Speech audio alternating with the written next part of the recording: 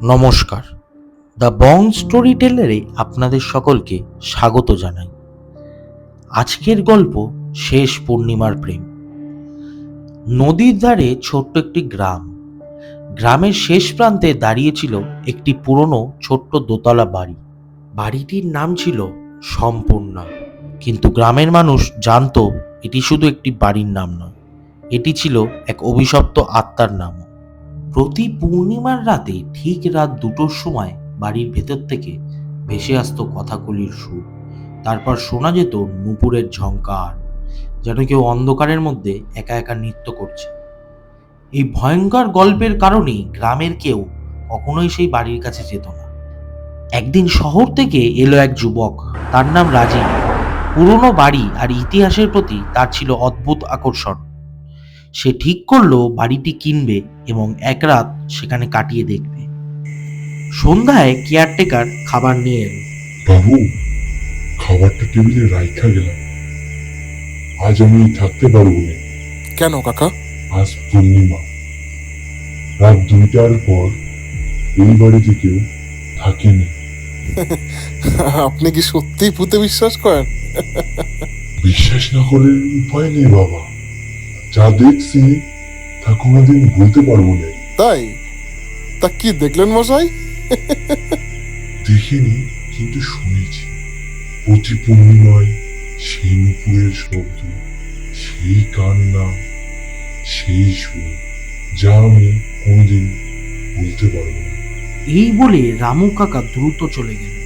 রাত বাড়তে লাগলো প্রায়। ঠিক রাত 2টোয় রাজীব তার দাদার সঙ্গে ফোনে কথা বলছিল। হ্যালো দাদা, হ্যাঁ বাড়িটা না অসাধারণ, পুরনো হলেও কিন্তু দারুণ সুন্দর।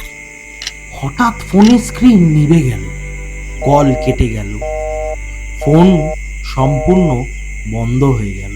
ঠিক তখনই দূর থেকে ভেসে এলো কথাকলির সুর। ধীরে ধীরে সেই সুর আরো জোরালো হতে লাগলো, তার সঙ্গেই নুপুরের ঝংকার।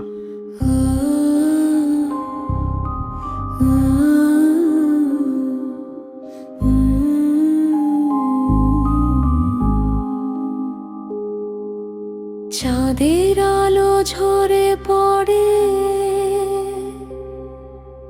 নিঃশব্দ এই অঙ্গনে, নূপুর আমার কাঁদে আজো হারিয়ে যাওয়া জীবনে। ধীরে ধীরে বাজে সুর পুরনো সেই স্মৃতির। রাজীব দৌড়ে সিঁড়ি বেয়ে উপরে উঠল। পায় আমার ডাক রাত্রির গভীর নীরবতায়, কিন্তু সেখানে কেউ ছিল না। হঠাৎ সঙ্গীত থেমে গেল, চারিদিক নিস্তব্ধ হয়ে গেল। তারপর অন্ধকারের ভেতর থেকে একটি নীলাকণ্ঠ শোনা গেল। এই বাড়িতে তোকে টিকতে দেব না। কে? কে তুমি? চাঁদের আলো ধীরে ধীরে ঘরের কোণে পড়ল, আর সেই আলোয় ফুটে উঠল এক মেয়ের ছায়া। সাদা শাড়ি, খোলা চুল, দাঁড়িয়ে ঠিক রাজীবের দিকেই দেখছিল। আমি সম্পূর্ণা। তুমি কি সত্যি ভূত? তোর তো ভয় পাওয়ার কথা। অদ্ভুত ব্যাপার যেন, তোমাকে দেখে ভয়ের চেয়ে বেশি কষ্ট লাগছে। এই প্রথমবার সম্পূর্ণা অবাক হয়ে তার দিকে তাকালো। বহু বছর পর কেউ তাকে ভয় না পেয়ে তার কষ্টের কথা বলেছে। রাজীব ঠিক করলো কটা মাস ওখান থেকে কাটাবে। সেই রাতের পর প্রতি পূর্ণিমায় তাদের দেখা হতে লাগলো। একদিন রাজীব গ্রামের পুরনো মন্দিরে গিয়ে পুরোহিতের সঙ্গে দেখা করলো। পুরোহিত মশাই, সম্পূর্ণাকে কেন সে এই বাড়িতে আটকে আছে? তুমি তাকে দেখেছো তাই না? হ্যাঁ। হ্যাঁ, আমি জানতাম একদিন কেউ না কেউ তাকে দেখবে। সে কি সত্যিই ভূত?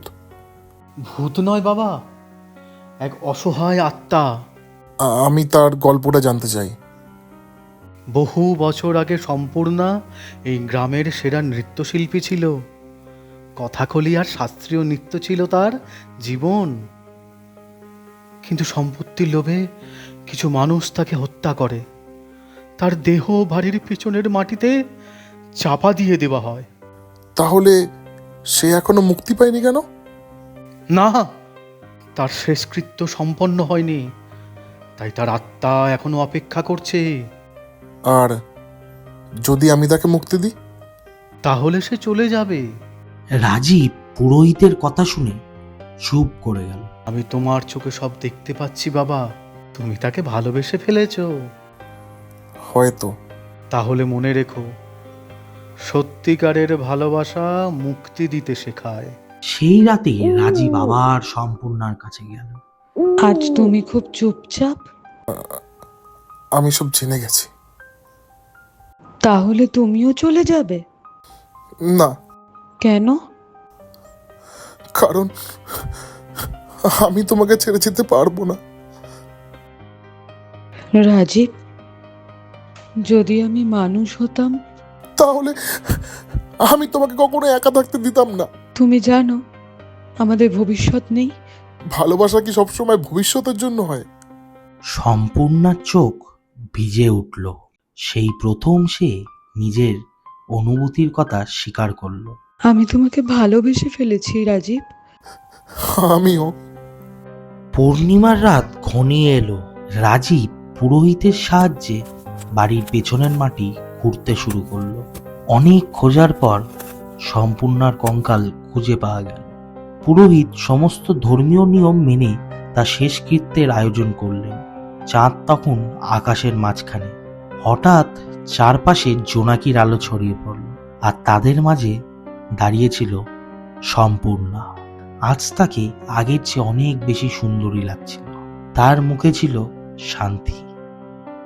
আমার যাওয়ার সময় হয়ে গেছে। সম্পূর্ণা, থাকার কি কোনো উপায় নেই? না, আমি এই পৃথিবীর নই। তবু আমি তোমাকে ভালোবাসি সম্পূর্ণা। আমিও তোমাকে ভালোবাসি রাজীব। তাহলে আমাকে ছেড়ে চলে যাচ্ছ কেন?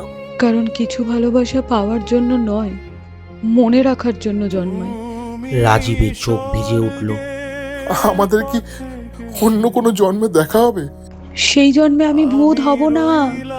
সম্পূর্ণা মৃদু হেসে মাথা নাড়ল।